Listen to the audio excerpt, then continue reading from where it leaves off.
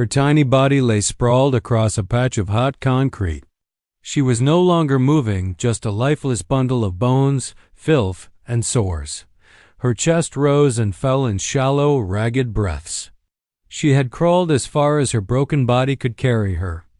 There was nothing left, and yet, fate had one last card to play. It was late afternoon.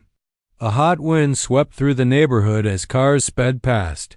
No one noticed her. No one stopped. Just another piece of trash in a city that didn't care, until one car slowed. A small white sedan, paint peeling, pulled over near the edge of the street. Behind the wheel was a woman named Lena. She had no plans to stop that day. She was just coming home from work tired, thinking about dinner and bills and how the heat made her apartment unbearable. But something had caught her eye. A strange shape, small, twitching right at the corner where the road met the alley. At first, she thought it was a piece of cloth or a dead squirrel, but then it moved, barely. Lena's hands gripped the wheel. Her heart skipped a beat. She pulled over and got out of the car, shielding her eyes from the sun as she approached. And then she saw her. A sight too painful to ignore, the woman gasped. The puppy was unrecognizable. Her fur had been eaten away. Her skin was open and raw. Hundreds of flies buzzed around her. Maggots squirmed in her wounds.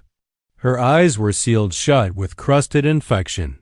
Her paws were bleeding, and her ribs stuck out like knives beneath the skin. She looked dead. But then, from deep inside, the puppy let out the softest whimper. Just a faint sound like air leaking from a broken balloon. A whisper of life. Lena fell to her knees. Oh my God, she didn't think. She acted. Using her scarf, she gently lifted the puppy into her arms. The smell made her stomach turn, but her heart overpowered it. She could feel how light the puppy was, a fragile shell. Warm with fever, barely holding on. It's okay, baby, she whispered, voice shaking. I've got you now. She wrapped the puppy tight and rushed back to her car. With one hand on the wheel and the other cradling the little body, she sped toward the nearest veterinary clinic, calling ahead to warn them of the emergency. The battle for life at the vet's office. Chaos erupted. Veterinarians and techs rushed the puppy to the back, laying her on a sterile table. They clipped away the matted fur, cleaned the maggots from her wounds, flushed her infected eyes, and hooked her to 4 fluids. The room filled with the scent of antiseptic and blood. She didn't fight. She didn't move. But her heart was still beating. Lena sat outside the room, hands trembling, praying. She didn't know this puppy. She didn't know where she had come from or how she had survived. But something inside her couldn't let go. Something about that blind, broken creature touched her deeper than anything had in years. Hours passed. The vet finally came out. His face was tired, but calm. She's not out of danger, he said. But she's a fighter. And I think she wants to live. Lena cried. For the first time in a long while, she cried for something other than herself. A flicker of hope. The next few days were critical. The puppy, now named Hope, remained in intensive care. She had infections in multiple parts of her body.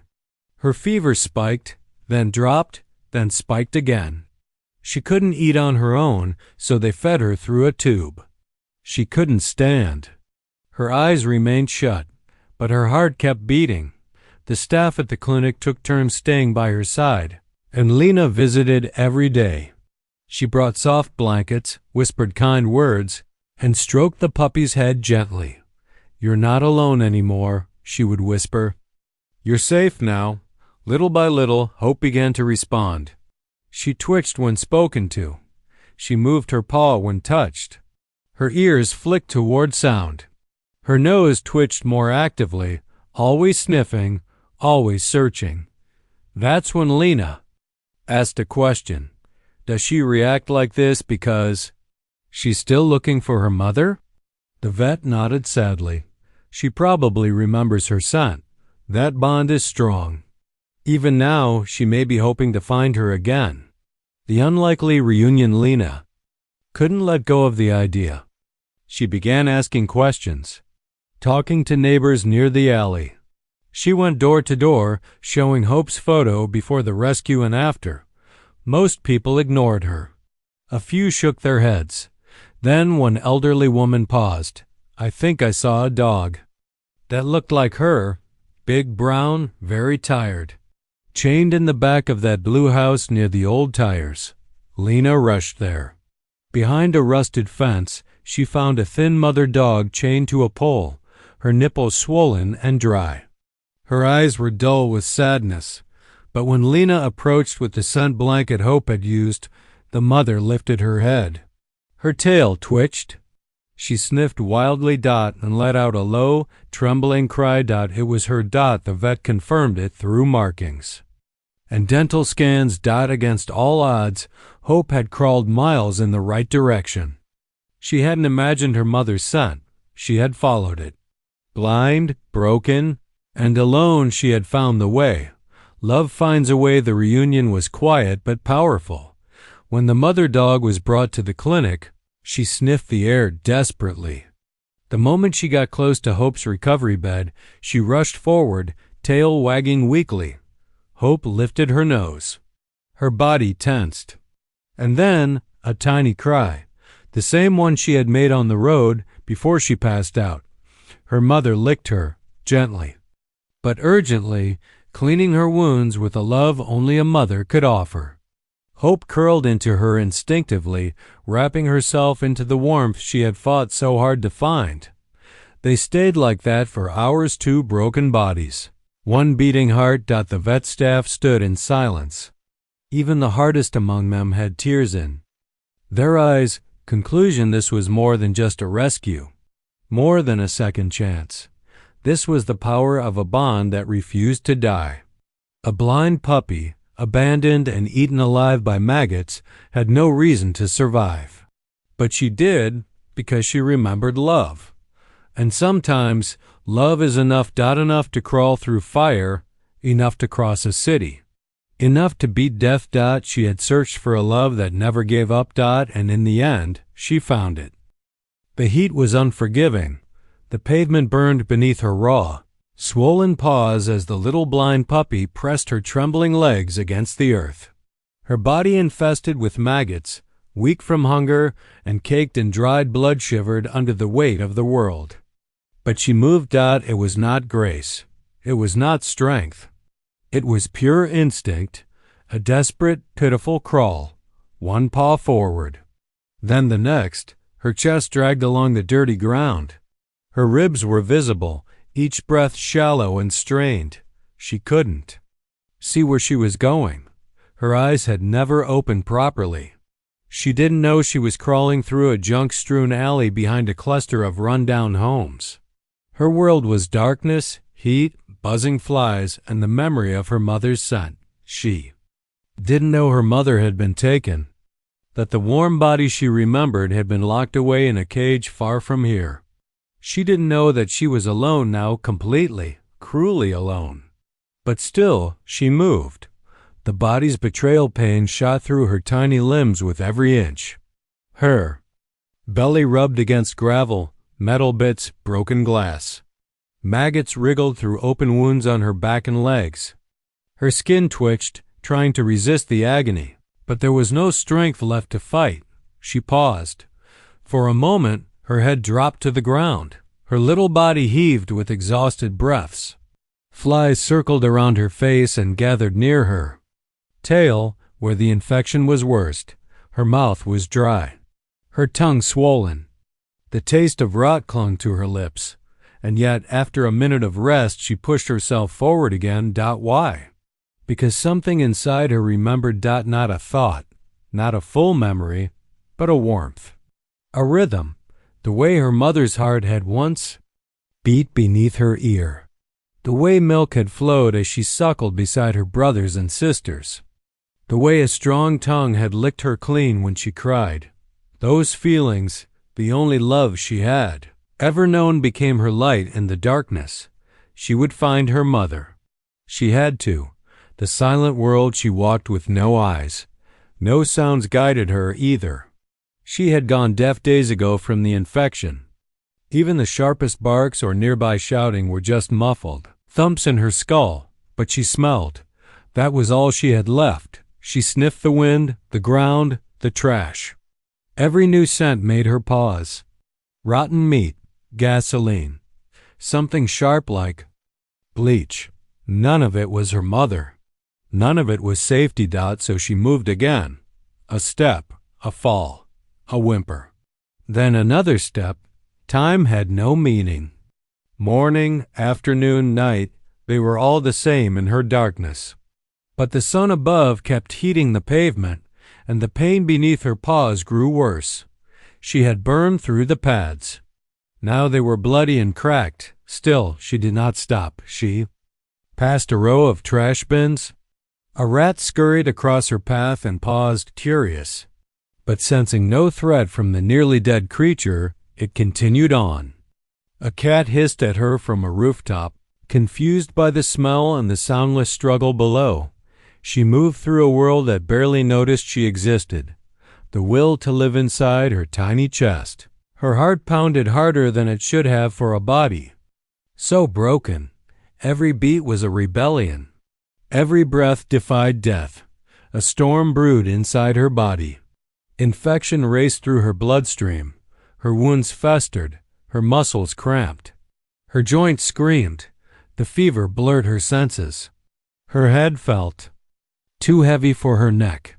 Her stomach was empty for so long it had forgotten what fullness felt like. She fell again. This time, she didn't move for several minutes. Her side pressed against the dirt, her legs twitching from time to time. It would have been easier to close her eyes and never wake up, to surrender to the numbness slowly spreading over her like a blanket. But then the breeze shifted. It brought with it a scent faint, far away, but familiar. Her mother? She didn't know. But it was warm, comforting, enough to stir her back to life. She whimpered softly. Then, dragging her body once again, she moved toward it. Step by step, each motion was slower now. Less of a crawl, more of a drag. But she was determined. Her entire being focused on one thing. Forward. No past, no pain, no questions. Just this single need to keep going. To find what she remembered. To survive. Even animals much stronger than her would have given up long ago, but not her. Somewhere deep inside that ruined, blind puppy was a spark. It wasn't intelligence. It wasn't knowledge. It was hope. Hope, after all, isn't something that only humans feel. Sometimes it shines even brighter in the smallest, weakest lives. She moved past a broken fence. The board scraped her side. Nail caught her leg and tore through her skin, but she didn't stop. She was bleeding again. It didn't matter. One more step. She moved past a pile of rusted cans. They clattered beneath her, startling a nearby dog.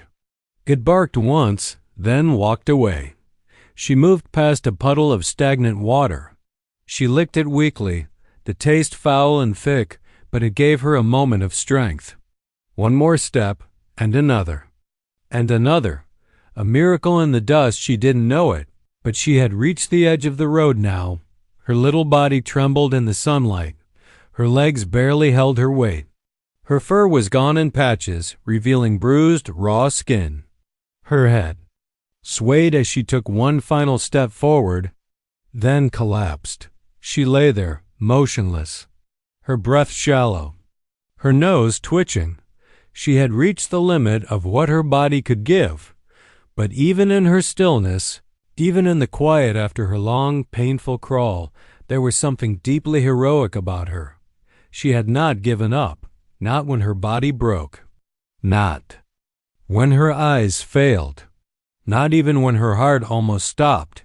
Some would say it was instinct, some would say it was luck, but others would look at that tiny, maggot-covered body and say it was love. She was born into silence. No sound, no color, No light, only warmth and scent. The little puppy was blind from birth, her eyes sealed shut, and when the rest of her litter squirmed and suckled, she simply followed where her nose led.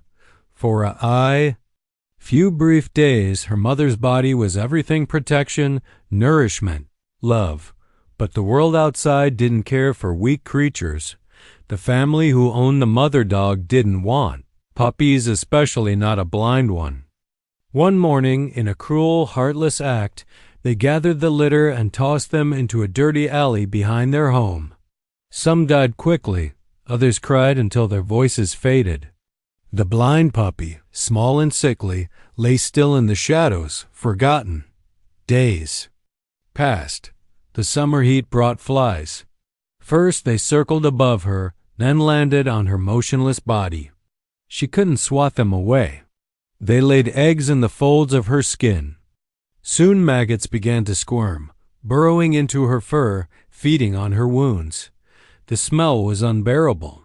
Her tiny body trembled from fever and infection, and still no one came. But even as her body weakened, a small voice inside her refused to surrender. She didn't know what death was. She didn't even know what life could be. All she knew was the memory of warmth, the scent of her mother's body, the feeling of being licked clean and pulled close. That memory became her reason to move. Part 2. Every step was pain. She tried to lift her head. Her ears twitched. No sound of her siblings. No breath, only buzzing flies. Her legs wobbled beneath her as she pushed herself up. The ground was rough and hot, pebbles digging into her skin. She took one step, then collapsed, but she didn't stop.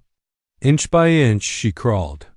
Her paws dragged, her nose sniffed wildly for any trace of the scent that once meant safety. Could not see the world she was crawling through. She didn't see the filth, the trash, the puddles of oil or rotting food. She only moved forward, blind and broken, because she believed her mother might be out there somewhere. She didn't know her mother had been taken away days ago, chained again in a dark kennel. She didn't know that the humans had separated them permanently, but her heart didn't care, and so she crawled past empty boxes, under rusted fences, over shards of glass. Her body was so small, each footstep felt like a mountain. The maggots squirmed deeper into her wounds as her skin rubbed against the ground.